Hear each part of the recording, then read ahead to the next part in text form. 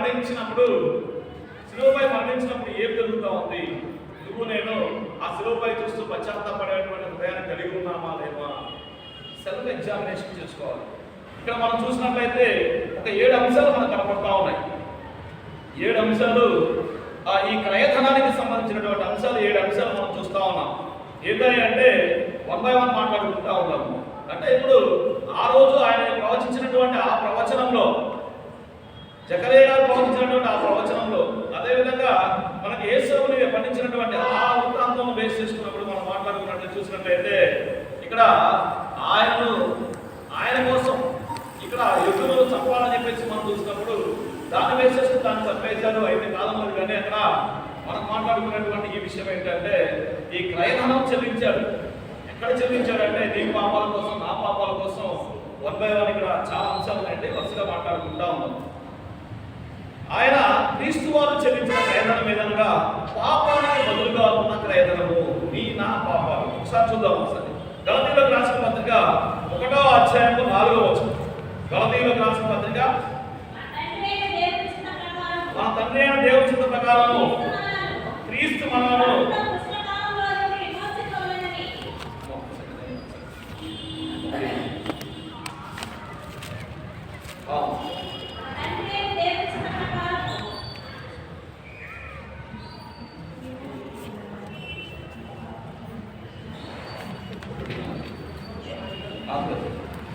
మన తండ్రి అయిన దేవుని చిత్త ప్రకారము క్రీస్తు మనలను ప్రస్తుత దుష్టకాలంలో నుండి విమోచింపవలని మన పాపము నిమిత్తము తనకు తాను అప్పగించుకున్నాడు. నీ నా పాపాల కోసం, నీవు నేను చేసినటువంటి ఆ పాపాల కోసం ఆయన శిలువ మరణానికి అప్పగించుకున్నాడు.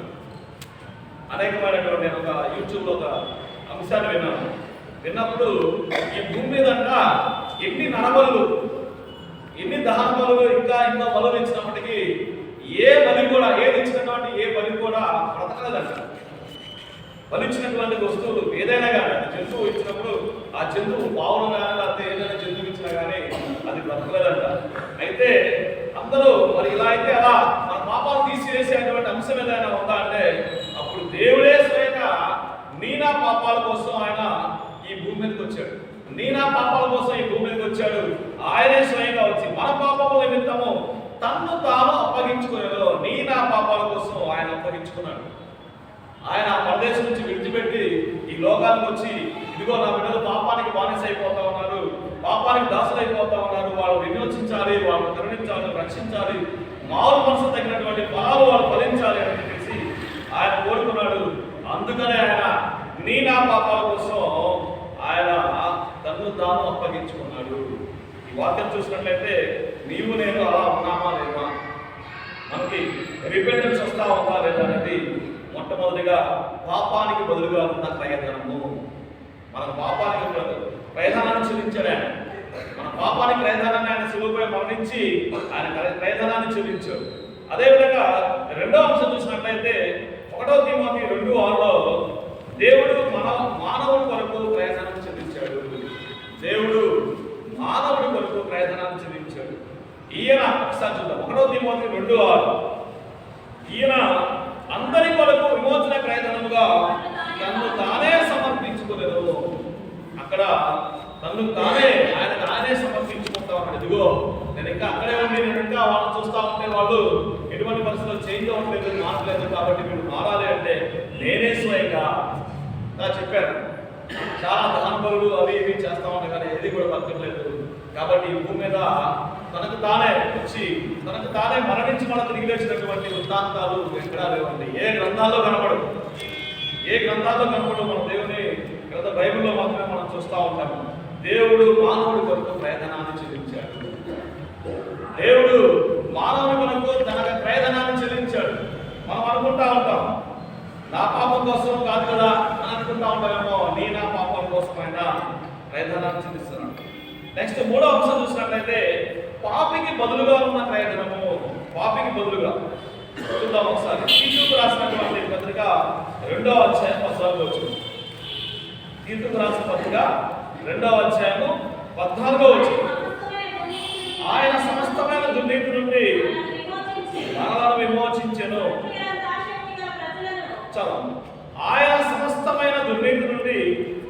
విమోచించారు. సమస్తమైన దుర్నీతి ఉంది మనలో నెగిటివ్ ఆస్పెక్ట్స్ చాలా ఉన్నాయి. ఆ నెగిటివ్ ఆస్పెక్ట్స్ మొత్తాన్ని బాగు చేసుకోవడం కోసం, సరి చేసుకోవడం కోసం మనం ఇక్కడికి వచ్చాం. కూర్చొని మనం మాట్లాడుతూ వీళ్ళకి వాక్యాన్ని వింటూ ఉన్నామంటే ఇంకా నాలో ఇంకేమన్నా నెగిటివ్ ఆస్పెక్ట్స్ ఉన్నాయేమో సరిచేయదేవో అని ఇక్కడికి వచ్చి మనం అడుగుతూ ఉన్నప్పుడు ఆయన డెఫినెట్ గా నీ నా పాపాలను క్షమించడానికి సిద్ధంగా ఉన్నాడు. పాపికి బదులుగా ఉన్నాడు. మూడో అంశం చూసినట్లయితే ఆయన పాపికి బదులుగా ఆయన మనల్ని విమోచించడానికి ఇక్కడికి రావడం జరిగింది.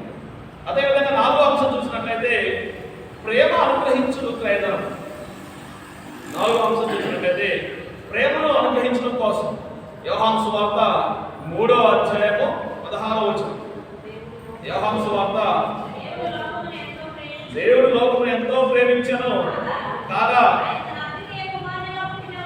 ఆయన తన అద్వితీయ కుమారునిగా పుట్టిన వాని యందు విశ్వాసము ప్రతి వాడు నశింపగా నిత్య జీవం పొందినట్లు ఆయనను అనుగ్రహించెను. ఆయన మన కోసం అనుగ్రహిస్తా ఉన్నాడు. దేవుడు లోకమును ఎంతో ప్రేమించాడు.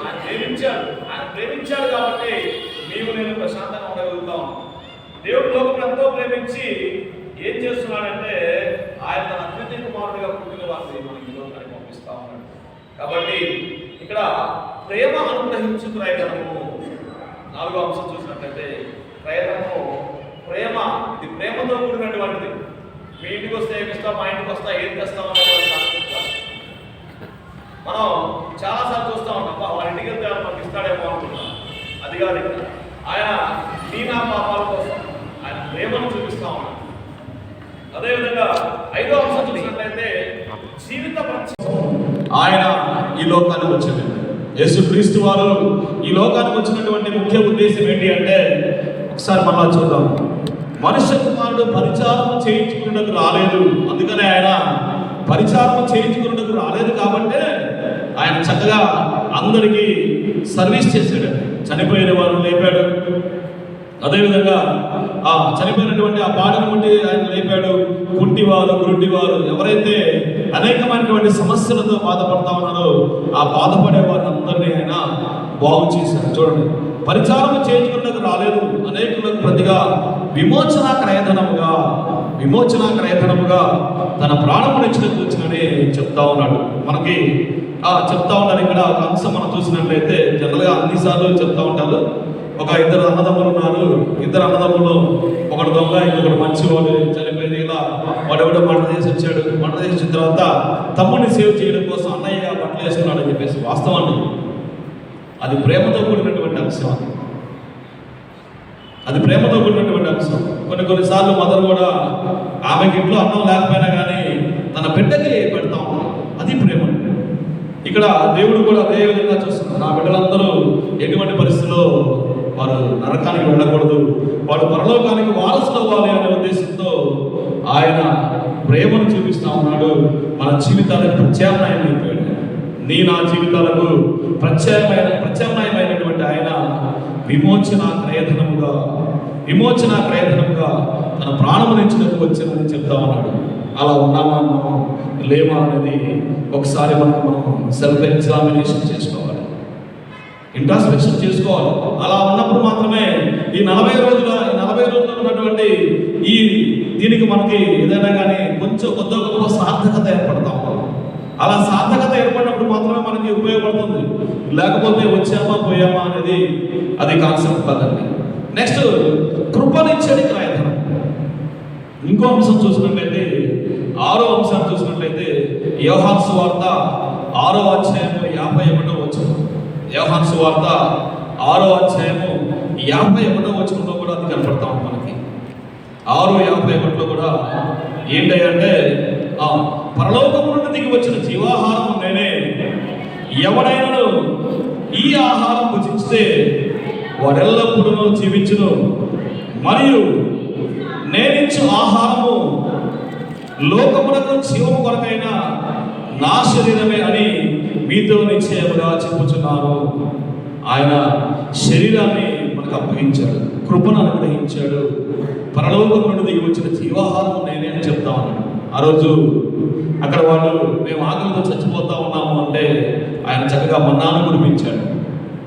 మాకు మాంసం కావాలి అంటే పూరేలను కురిపించాడు. ఇక్కడ ఎంత చేసినప్పటికీ ఇంకా మనిషి ఏదో ఏదో ఏదో ఎక్స్పెక్టేషన్స్ చాలా ఉంటాయండి ప్రతి మనిషికి. ఆ పక్కన వాడితో కంపారిజన్ చేస్తూ ఉంటాం. ఆ పక్కన వాడు అలా ఉన్నాడు కదా, వాడు ఇలా ఉన్నాడు కదా, వాడు ఎందుకు ఇలా ఉన్నాడు అని చెప్పేసి ఉద్దేశంతో వాడు ఇంకా డౌన్లో ఉన్నటువంటి వాడు మనం చూడం. బిడ్డలు కూడా చాలాసార్లు అలానే. అందుకనే మనకి కొన్ని కొన్ని చూస్తూ ఉంటాం. ఏంటయ్యా అంటే మన కాళ్ళకు చెప్పులు లేనప్పుడు ఆ కాళ్ళు లేనప్పుడు చూసుకోవాలి. పాస్టర్ గారు చెప్పినట్టు చెప్పులు లేని వాడు చూసుకోవాలి. కాళ్ళు చేతులు లేకుండా ఉన్నటువంటి వాళ్ళు చూడాలి. 10th క్లాస్లో క్లాసులో ఆయన కాళ్ళు చేతులు లేకపోయినా కానీ మంచి మోటివేషన్ స్పీకర్ అయ్యాడు. అర్థం చేసుకోవాల్సిన అంశం ఏంటంటే ఇక్కడ మనం ఆయన జీవాహారం అయ్యాడు నీకోసం నా కోసం.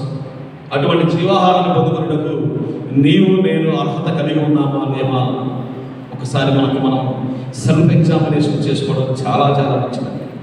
ఇక్కడ మనం మాట్లాడుకున్నటువంటి అంశాలు మోస్ట్ ఇంపార్టెంట్ ఆస్పెక్ట్స్ ఏంటి అంటే 6 అంశాలు అంటే కృపనిచ్చేది క్రయధనము. అది నీకోసం నా కోసం ఆయన కృపను అనుగ్రహించాడు. జీవిత ప్రత్యామ్నాయం అయ్యాడు. మన జీవితాలకు ప్రత్యామ్నాయం అయిపోయి ఆయనే ఈ లోకానికి దిగి వచ్చి నా జీవితాన్ని బాగు చేయడం కోసం వచ్చాడు. ప్రేమ అనుగ్రహించి ప్రయోజనాన్ని మనకి ఇవ్వడం జరుగుతూ ఉంది. నీవు నేను అటువంటి దాన్ని తీసుకునేటువంటి విధంగా మనం సెల్ఫ్ ఎగ్జామినేషన్ చేసుకుంటూ ఉన్నామా లేదా? మనకు మారు మనసుందా? పశ్చాత్తాపడుతూ ఉన్నామా? ఇదిగో దేవా నేను ఇంకా అలానే ఉన్నానయ్యా, ఇదే విధంగా నేను ఉన్నాను, నన్ను బాగు చేయి, నన్ను నీ బిడ్డగా నన్ను ఉంచు అని చెప్పేసి మనం అడుగుతున్నామా అడగట్లేదా అనేది మనం సెల్ఫ్ ఎగ్జామినేషన్ చేసుకుంటే అర్థమవుతుందండి. ఏ పొజిషన్లో ఉన్నా నేను, అలా ఉన్నానా, అలా లేనా, ఉండకపోతే ఇంకా నేను ఎలా ఉండాలి అనేది వాక్యం చదవడం ద్వారా రెగ్యులర్గా వాక్యాన్ని ధ్యానించడం ద్వారా మనలో ఉన్నటువంటి నెగిటివ్స్ అన్నీ కనపడతా ఉంటాయి. మీకు చాలాసార్లు చెప్పే ఉంటారు. ఆర్ఆర్కే మూర్తి గారు తీసుకెళ్లారు. దేనికి తీసుకెళ్లారంటే ట్రాన్స్లేటర్గా, అంటే బైబిల్లో ఉన్నటువంటి ఇంగ్లీష్లో ఉన్నటువంటి అంశాన్ని తెలుగులో తర్జుమా చేయడం కోసం తీసుకెళ్లారు. ఆయన మంచి బ్రాహ్మణులు కదండి. కాబట్టి ఆయన బ్రాహ్మణులు అయితే అసలు బైబిల్లో ఏమేమి తప్పులు ఉన్నాయా ఏంటో వెతుకుదామని చెప్పేసి ఆయన వెతకడం మొదలు పెడితే చివరికి ఆయన అది ఒక అర్థంలాగా కనపడతా ఉంది దేవుని వాక్యము. కాబట్టి నేను ఇన్ని అర్హతలు నాలో ఉన్నాయి, నేను అర్హత సంపాదించుకోవాలంటే ఇలా ఉండాలి అని చెప్పేసి బైబిల్ చూపించింది అర్థం అండి. దేవుడు నేను చేసినటువంటి పాపాలు క్షమించడానికి ఆయన సిద్ధ మనసు కలిగినటువంటి వాడు. ఈ లోకంలో ఉన్నాయండి వెండి విగ్రహాలు, బంగారు విగ్రహాలు, వాటి వైపు నేను చూడకూడదు. ఇప్పుడు దాకా నేను చేసినటువంటి యాగాలు, ఇప్పుడు దాకా నేను చేసినటువంటి ఈ పూజలు పునస్కారాలు అన్నీ కూడా ఇవన్నీ వేస్ట్ అని చెప్పేసి ఆయన డిసైడ్ అయిపోయి చివరికి ఆయన దేవుని వాక్యాన్ని ప్రచారం చేసేటువంటి, దేవుని వాక్యాన్ని బోధించేటువంటి మంచి బోధకుడయ్యాడు. ఆదికాండం నుంచి ప్రకటన గ్రంథం వరకు కూడా ఆయన అంశాలు చాలా ఉన్నాయండి. నీవు నేను ఆయన వాక్యాన్ని ధ్యానించుకున్నటువంటి ఆ గుంపులో మనం ఉన్నామా లేమా అనేది మనం సెల్ఫ్ ఎగ్జామినేషన్ చేసుకుంటే మనకు కనపడతా ఉంటుంది. నువ్వు నేను ఎలా ఉన్నాము అనేది సెల్ఫ్ ఎగ్జామినేషన్ చేసుకోవడం కోసం మన జీవితాన్ని మనం ఆయనకు అర్పిద్దాం. మన జీవితాన్ని ఆయనకి ఇచ్చినప్పుడు ఆయన తీసుకొని నా జీవితాన్ని, ఇదిగో నేను ఇలా ఉన్నాను, ఇటువంటి అంశాలు కలిగి ఉన్నాను, నాలో ఈ నెగిటివ్ ఆస్పెక్ట్స్ ఉన్నాయి, నేను చూపు ద్వారా మాట ద్వారా నాలో ఇటువంటి ఆస్పెక్ట్స్ అన్ని నాలో కనపడతా ఉన్నాయి, కాబట్టి నన్ను బాగు చేయలేవా అని చెప్పేసి నీవు నేను ఆయన అడిగినప్పుడు ఆయన డెఫినెట్గా నా పాపాలన్నీ తీసివేయడానికి ఆయన సిద్ధపరచుకున్నటువంటి వాడు. ఆయన మనుష్య కుమారుడిగా ఈ లోకానికి వచ్చాడు. మనుషునిగానే అన్ని రకాల శ్రమలు పడ్డాడు. చివరికి ఆయన మనుషునిగానే చనిపోయి చివరికి తిరిగి లేచాడు. ఇందాక మనం చెప్పుకున్నాం, ఈ లోకంలో ఎవరైనా కానీ ఏదైనా కానీ బలిచ్చినప్పుడు చనిపోయినటువంటి వస్తువు తిరిగి లేచిందంటే ఎటువంటి జీవి కూడా తిరిగి లేవలేదు. ఆయన నా పాపం కోసం తిరిగి లేచాడు. నా పాపాలను బాగు చేయడం కోసం ఆయన తిరిగి వచ్చాడు. కాబట్టి అటువంటి యేసుక్రీస్తు మనం కలిగినటువంటి మనము ఆయన కొరకు జీవిద్దామా? ఆయన కొరకు మనం పశ్చాత్తాప జీవితాన్ని కలిగి ఉందామా? ఒకరినొకరు సెల్ఫ్ ఎగ్జామినేషన్ చేసుకుంటూ మనం ప్రార్థన చేసుకుంటాం. ఇక్కడ 3 గొప్ప విషయాలు మనం తెలుసుకుంటాం, 3 గొప్ప సత్యాలు మనం తెలుసుకుంటాం. మన పాపాల విలువ ఎంత ఘోరమైనదో మనం చూసుకుంటా ఉండాలి. అదేవిధంగా దేవుని ప్రేమ ఎంత అపారమైనదో మనం చూడాలి. రక్షణ ఎంత విలువైనదో మనం చూసుకుంటూ ఉండాలి. నిజంగా రక్షించబడినటువంటి వారు నేను చాలాసార్లు అనుకుంటా ఉంటాను. ఏమనుకుంటానంటే పర్లేదే ఇక్కడ పాటలు పాడేటప్పుడు వాయిస్ రావట్లేదు అనుకుంటా ఉంటాను. వాయిస్ వచ్చినా రాకపోయినా కానీ నా ఆలోచన ఏంటంటే నేను అక్కడ వాడపడాలి. మా అత్తగారు నాకు పెట్టేది కొత్తలో కూడా అదే అంటారు. మా అత్తగారు ఏమంటుందంటే ఏదా అక్కడే ఉంది అని అంటారు. ఇక్కడే ఉంది. ఇక్కడే మనం అనేకమైనటువంటి ఆశీర్వాదాలు మనం పొందుకున్నాం. ఏ పొజిషన్లో ఉన్నా ఎలా ఉన్నా కానీ ఇక్కడికి వచ్చి కూర్చుంటే ప్రశాంతమైన వాతావరణం. అది స్కైలాబ్ ఉన్నప్పుడు మేము అనుకుంటా ఉంటాం, అన్న ఇక్కడ కూర్చుంటే చాలా హ్యాపీగా ఉంటుంది. ఎంత హ్యాపీగా ఉంటుందంటే ప్రశాంతమైన వాతావరణంలో ప్రశాంతంగా ఉంటాం. కాబట్టి అటువంటి రక్షణ అనుభవించినప్పుడు మనం ఇటువంటి ఈ ప్లేస్కి వచ్చి మనం ఆ ఆనందాన్ని చవి చూసినప్పుడు మరలా ఎక్కడికి పోవాలని ఆలోచన రాదు, ఎక్కడికి వెళ్ళాలనేటువంటి ఆలోచన రాదు. కాబట్టి అటువంటి రక్షణానందాన్ని మనం కలిగి ఉంటాము. మన పాపాల కోసం ఆయన చనిపోయినటువంటి ఆయన క్రయధనాన్ని చెల్లించాడు. నీవు నేను ఆ క్రయధనానికి ప్రతిగా ఆయన కోసం జీవించేటువంటి వారిగా మనం ఉన్నామా లేమా, అది మనం ఎగ్జామినేషన్ చేసుకోవాలి. మనల్ని కొనుగోలు చేసిన ప్రభువుకి ఏం చెప్పింది? ఆయన మనల్ని కొన్నాడు, విలువ పెట్టి కొన్నాడు. ఏ విలువ అంటే ఆయన రక్తాన్ని ఇచ్చి కొన్నాడు. నిన్ను ఆయన రక్తాన్ని ఇచ్చి కొన్నటువంటి ఆయనకు నీవు నేను రుణపడి ఉన్నామా లేమా, నీవు నేను ఆయన చిత్త ప్రకారం నడుస్తూ ఉన్నామా అనేది మనం ఎగ్జామినేషన్ చేసుకుంటూ ఉండాలి. అలా కృతజ్ఞత కలిగినటువంటి జీవితాలు మనం జీవించినప్పుడు యేసుక్రీస్తు వారు కూడా నా బిడ్డ నా దగ్గరకు వస్తే బాగుండు, నా బిడ్డ పశ్చాత్తాపడితే బాగుండు, నా బిడ్డ ఇలా ఉంటే బాగుంటుంది అని చెప్పేసి ఆయన కూడా నీ కోసం నా కోసం చూస్తూ ఉన్నాడు. పశ్చాత్తాపడి నిగరనిగా ఉదయం ఆయన దగ్గరకు వచ్చినప్పుడు ఆ రక్షణానందాన్ని మీరు చవిచూచినప్పుడు యేసుక్రీస్తులో మనం ఉంటాము.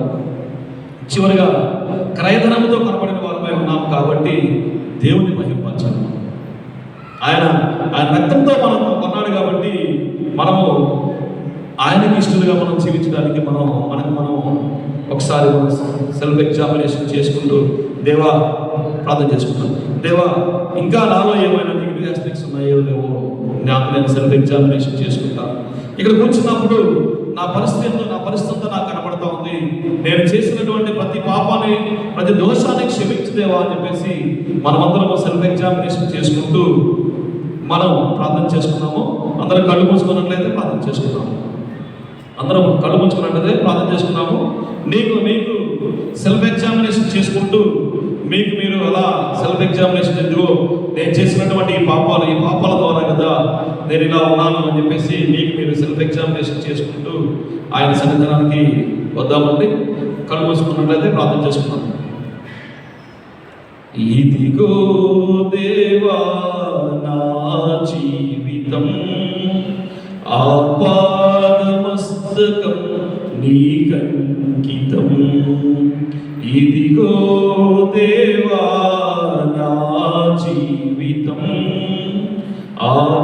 ఆపాదమస్తకం నీకంకితం. చరణం నీ చరణం, శరణం నీ చరణం, శరణం నీ చరణం, శరణం నీ చరణం.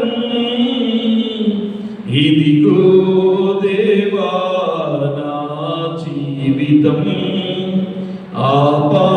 ఆపాదమస్తకం నీకంకితం.